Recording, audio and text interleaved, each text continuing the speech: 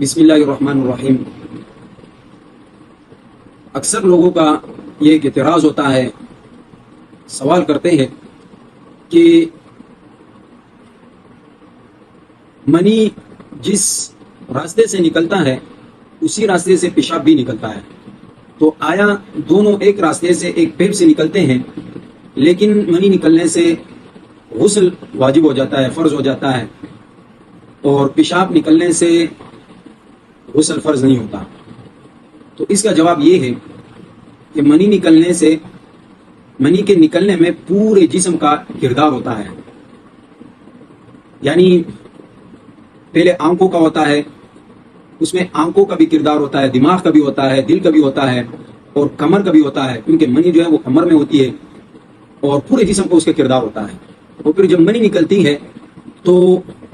اس سے پھر پورا جسم ڈھیلا ہو جاتا ہے، پورا جسم اس سے ڈھیلا پڑ جاتا ہے، تو منی کے نکلنے سے پورے جسم پر اثر پڑتا ہے۔ تو اس وجہ سے، اور یہ اللہ کی قدرت ہے کہ جب غسل کوئی کرے، غسل فرض ہونے کے بعد جب کوئی غسل کرتا ہے تو اللہ تبارک و تعالیٰ اس کے جسم میں جو بھی